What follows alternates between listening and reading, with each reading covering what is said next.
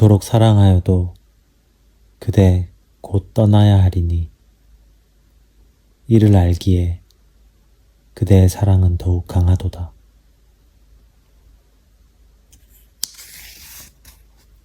안녕하세요. 오늘 밤 이야기 박오하입니다.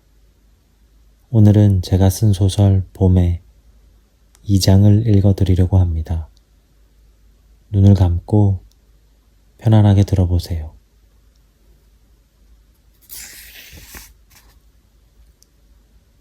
자전거를 세웠다. 오늘이 그날이다. 수연의 말대로라면 그는 오늘부로 고향에 내려간다. 윤호는 신나는 마음으로 다시 자전거 페달을 밟았다.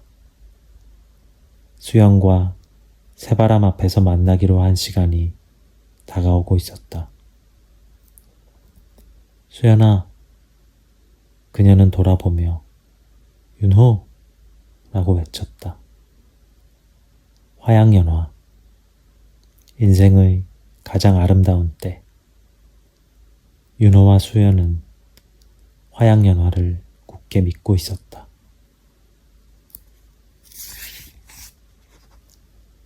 (5월 4일) 달리는 너의 모습은 어젯밤 꿈속의 그녀. 걷는 모습은 오늘 아침 이불 속의 그녀. 날 바라보는 모습은 내일의 일기장 속의 그녀. 너는 나의 어제, 나의 오늘, 그리고 비로소 나의 내일이다.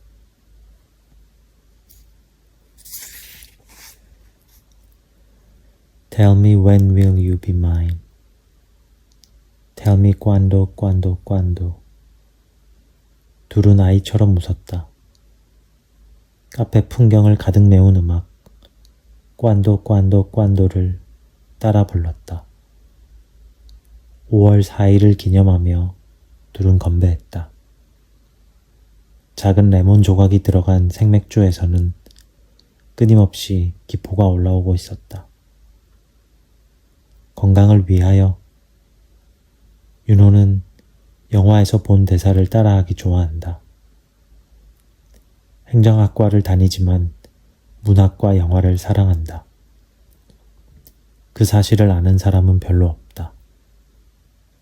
어느 집단이든 그 집단의 속성에 어울리지 않으면 외면받기 십상이다. 윤호는 별난 놈이었다.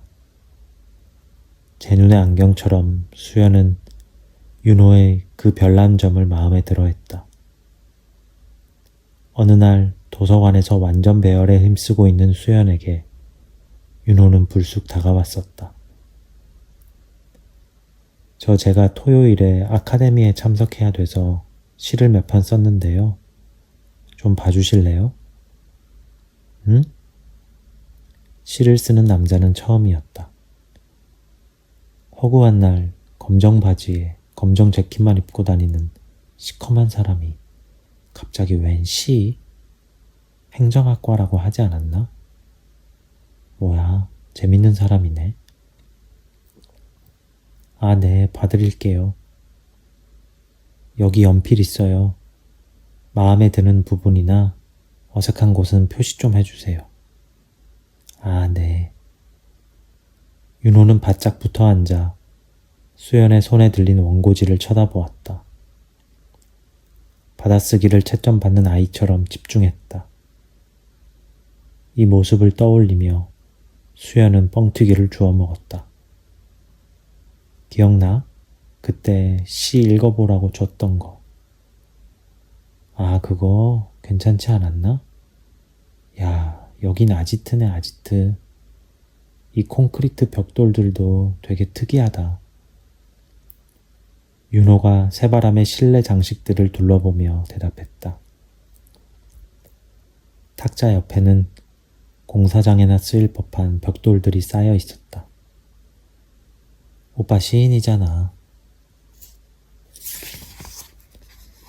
윤호는 저 말을 할 때마다 혼자 멋쩍은지 눈치를 보며 웃는다. 눈치를 보는 윤호의 모습을 수연은 매우 좋아한다. 즉석 시 적어볼까? 오늘은 특별한 날이니까 너도 적어. 서로 적어주기. 안 특별한 날이 어딨어? 휴지에 적자. 그래. 5분도 지나지 않아 윤호는 테이블에 얼굴을 묻고 있는 수연에게 휴지를 내밀었다. 그녀가 받아든 휴지에는 꾹꾹 눌러 쓴 글씨로 5월 4일이라고 적혀 있었다. 느끼해. 수연은 곧장 접어버렸다. 좀 적었어? 아, 몰라. 시 같은 거 적어본 적 없다고. 누가 뭐랬나? 됐고, 여기 있어. 윤호의 손에 쥐어진 구겨진 휴지 조각에는 그림 낙서와 함께 짤막한 두 줄의 글이 적혀 있었다. 외우고 다니는 명언인지 그녀가 직접 쓴 글인지 그런 건 중요한 게 아니었다. 윤호는 그녀의 글씨체를 마음에 담았다. 수연이 하고자 하는 말이 무엇인지 분명하게 느낄 수 있었고 그걸로 충분했다. 그토록 사랑하여도 그대 곧 떠나야 하리니 이를 알기에 그대의 사랑은 더욱 강하도다.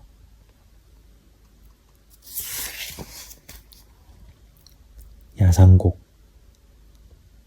너는 나에게 달의 뒤편을 보여주었다. 널 만나고 나서야 그것을 보았다. 너는 나의 원칙을 하나 둘 파괴하여 너 스스로 원칙이 되었다.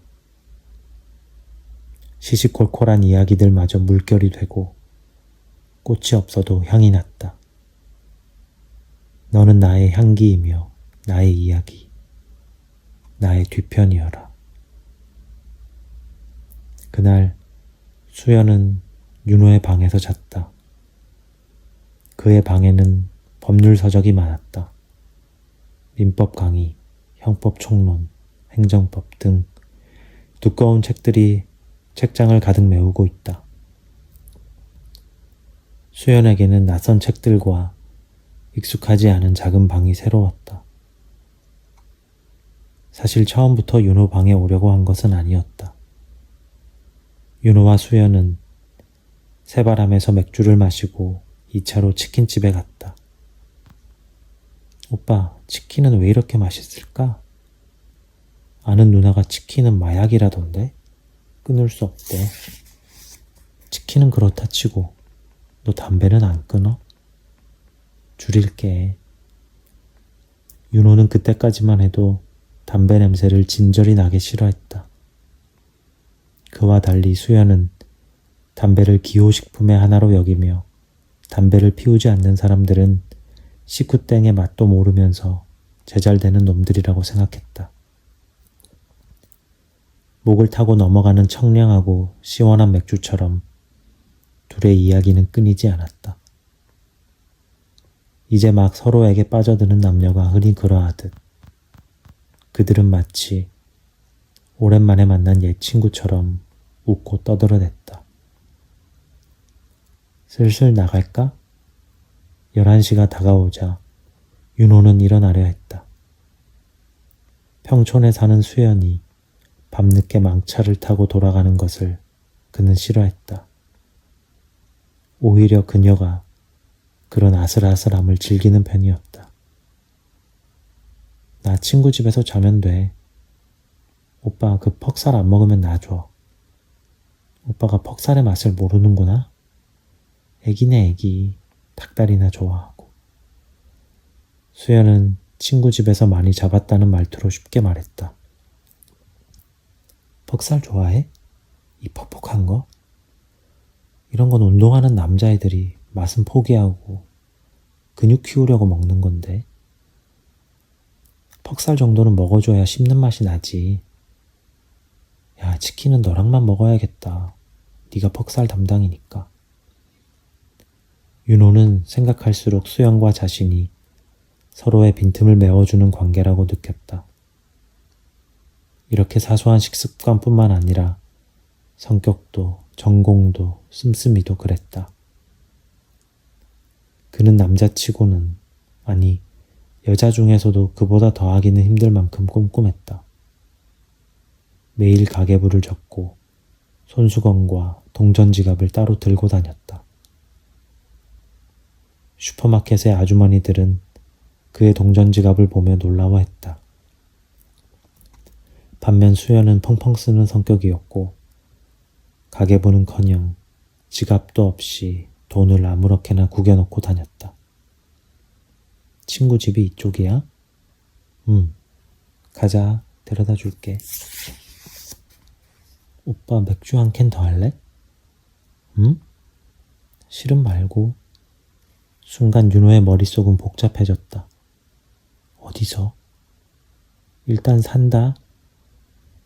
그녀는 슈퍼 문을 당차게 밀고 들어가더니 오비 골든 라거 2캔을 들고 나왔다. 기억해둬. 맥주는 오비야. 맥주는 뭐라고? 오비. 봄날의 밤 날씨가 하늘하늘한 순면 블라우스처럼 둘의 몸을 감싸주었다. 저 위쪽에 공원 있잖아. 거기 가자. 그래. 수연은 소녀처럼 명랑했다. 윤호는 믿기지 않았다. 이 모든 게 어떻게 된 일인지, 어떻게 되어가고 있는지 알 수 없었다.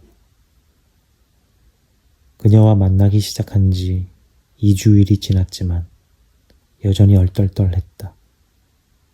이래도 되는 건가? 뭐 어때? 젊은 남녀는 남남이 아니라고. 남자 여자가 서로를 원하는 게 이상해? 지극히 자연스러운 거야. 괜찮아. 그래도 난 시험 준비하고 있고 얘는 남자친구가 있는데. 정말 반했다면 뺏어와. 가운데 달린 건 장식이야? 인생은 예술이자 전쟁이야. 태어날 때부터 엄마 젖을 도둑질한다고. 윤호 안에는 천사와 악마가 함께 있었다. 천사가 항상 옳은 것도 아니고 악마가 늘 그른 것도 아니었다. 그저 끊임없이 묻고 스스로 답하고 또 물었다. 하지만 이런 것도 다 우스웠다. 생각은 늘 우습다. 그냥 느끼자 제발. 캬, 오비는 생맥주랑 비교해도 안 뒤진다니까. 그지? 내 말 맞지? 그러네. 오비 망한 줄 알았는데 골든 라거 하나 남았나 보다. 그건 모르겠고 맛있다. 맛있으면 됐지 뭐. 그래, 맛있으면 됐지. 맛있다. 얼마 전인 4월 25일 두 사람은 한 방에서 잤다. 겨울비처럼 뜻밖의 찾아온 그날 밤은 두 사람을 강력히 이어주었다. 하지만 그날 이후로도 윤호는 간팡질팡했고 옳고 그름을 판단하기 힘들어했다. 오늘은 친구 집에서 자겠지? 분명 그럴 거야. 맥주 다 마셨으면 가자. 밤늦게는 바람이 차니까 얼른. 아, 배부르다. 나 혼자 갈 수 있는데. 친구 집에 가는구나. 다행이다. 데려다 줄게. 배도 부르고. 그러든지. 멀리서 보면 판자촌처럼 천방지축인 언덕이었지만 두 사람에게는 어둑어둑하고 싱숭생숭한 빛이 나는 골목길이었다. 목련 진짜 크다. 향도 엄청 강하네. 유난히 이 집에 있는 나무가 크더라. 좋다. 응, 좋다. 너랑 있으니까 좋다고 임마. 윤호는 지난달에 본 영화 사랑을 놓치다를 떠올리며 혼자 싱긋 웃었다. 왜 웃어? 아니야. 뭐가 아니야? 왜 웃는데? 그런 게 있어. 내일 알려줄게. 됐고, 내일 못 볼 수도 있어. 왜? 아니야, 그런 게 있어. 누가 A형 아니랄까봐 따라하는 거야? 그런 걸 믿니? 닭다리 좋아할 때부터 알아봤어. 그녀의 눈치를 살피며 윤호는 뭐라고 구시렁댔다. 뭐? 얌마. 됐고 가자 꼬맹이. 지가 꼬맹이면서? 수연의 말이 맞았다. 윤호는 그녀보다 정확히 1cm가 작았다. 수연이 큰 편이라기보다 윤호가 작은 편이었다. 평소 수연은 키 큰 남자를 싫어했다. 키 커서 뭐해? 라는 생각을 가지고 있었고 덩치 큰 남자의 큼지막한 손바닥 발바닥이 도통 마음에 들지 않았다. 전설 속에 나오는 설인의 그것 마냥 징그러웠다. 다 왔어. 가봐도 돼. 그래. 안녕. 윤호는 돌아서서 오른손을 불쑥 들어보였다. 윤호만의 인사법이다. 자전거를 타고 인사할 때처럼 오른손을 잽싸게 들었다 내리는 그의 인사가 수연은 마음에 쏙 들었다.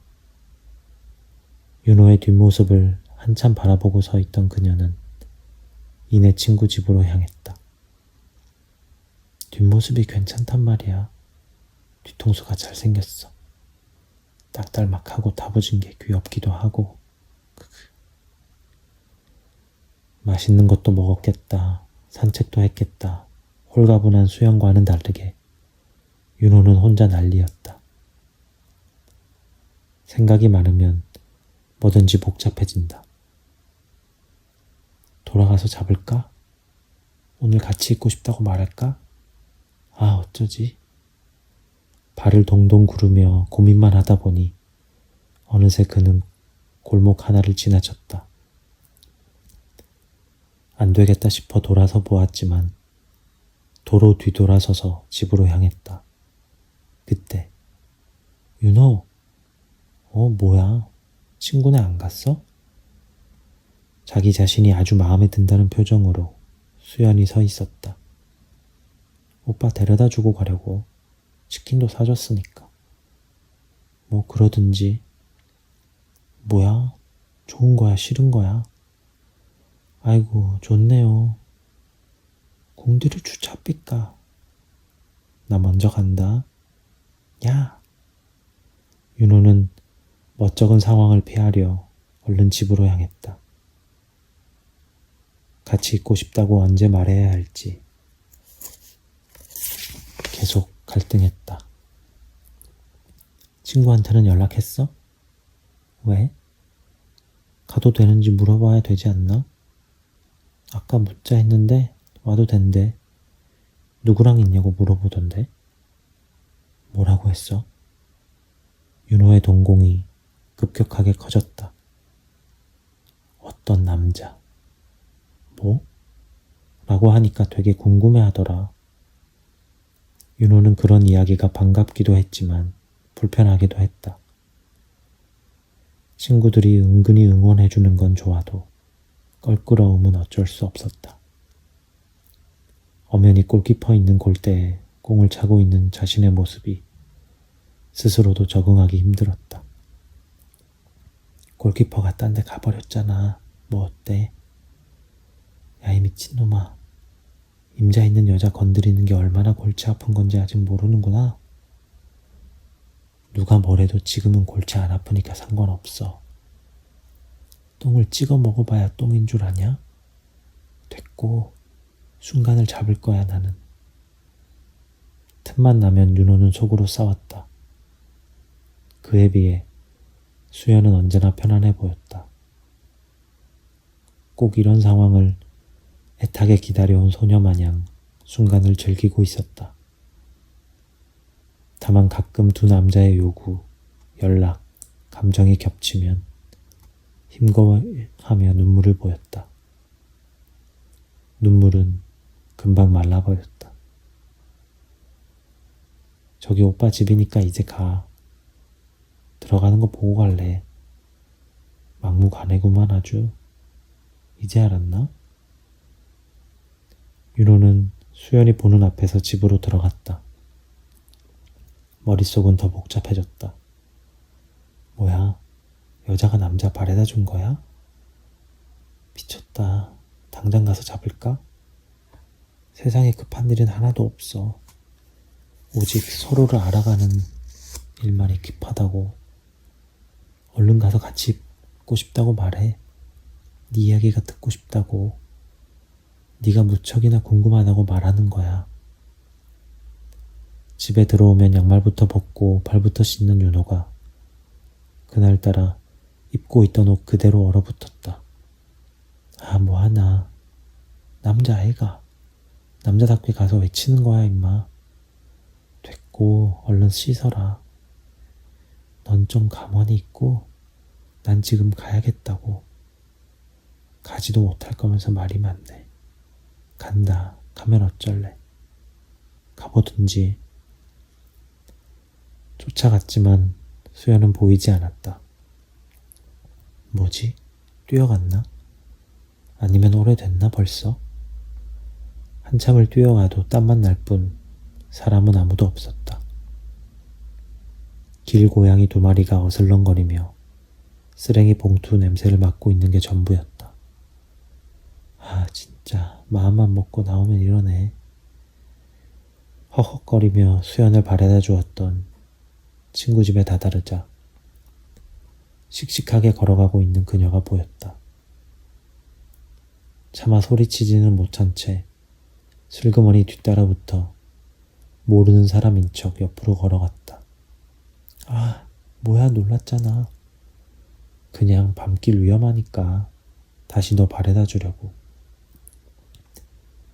생각했던 말은 나오지 않았고 엉뚱한 임기응변만 튀어나왔다.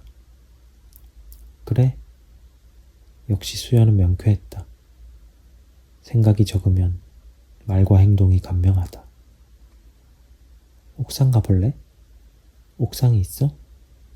응, 친구네 옥상에서 보는 서울 꽤 괜찮거든. 그래, 가보자. 대학가에서 흔히 볼 수 있는 빌라. 수연의 친구는 3층에 자취를 하고 있다고 했다. 3층을 지나 올라갈 때 윤호는 발소리가 나지 않게 하려다 그만 계단 옆 화분을 건드리고 말았다. 야! 아, 미안. 수연은 모기만한 목소리로 우레같이 소리쳤고 윤호는 눈치를 살피며 미안해했다. 4층 옥상으로 올라가는 수연의 입가엔 미소가 피어올랐다. 옥상에 단 둘이 서자 윤호의 가슴은 뛰기 시작했다. 그녀의 심장 역시 뛰는 건 마찬가지였다. 윤호는 슬그머니 수연의 손을 잡고 서서 저 멀리 보이는 남산타워를 바라보았다. 한 곳을 바라보던 4개의 눈동자가 서로를 쳐다보게 된 순간 시간은 멎었고 윤호는 수연을 품에 안았다. 수연은 옥상에 들어설 때부터 이미 윤호의 것이었고 윤호는 수연의 것이었다.